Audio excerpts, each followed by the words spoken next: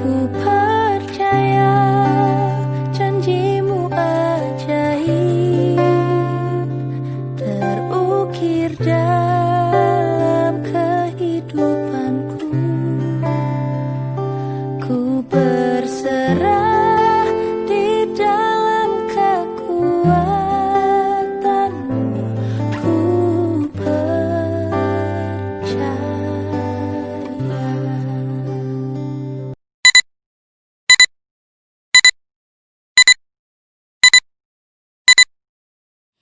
Bila hati terasa berat, tak seorang pun mengerti bahkan ku tanya Yesus, apa yang harus ku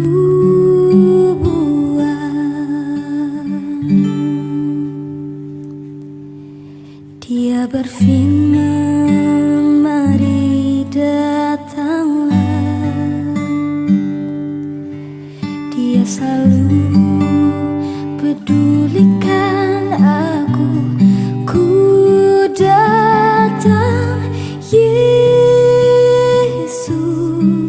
Dia pikul segala bebanku.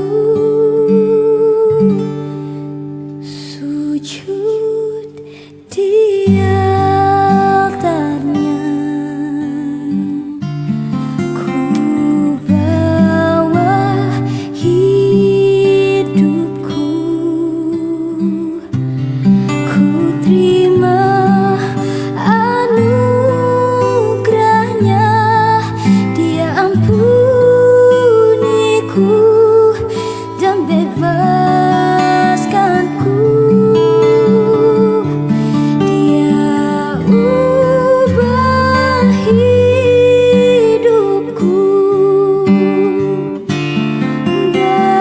barui hatiku. Sesuatu terjadi saat datang di altarnya.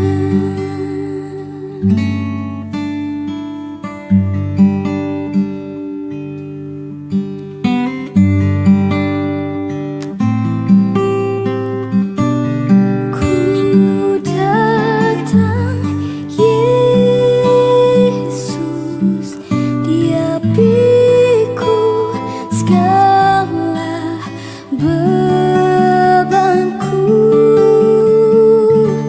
Sujud di altarnya, ku bawa hidupku. Ku terima anugerahnya, Dia ampuniku dan bebaskanku. Dia ubah hidupku, barui hatiku.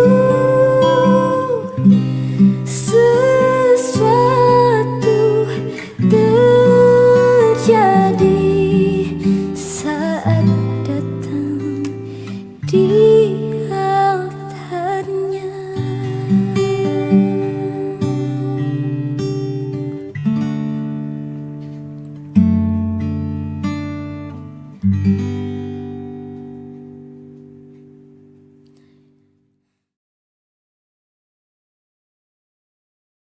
Bacaan hari ini diambil dari Hakim-Hakim 3 ayat 7-11 yang bertema pendekar kebenaran.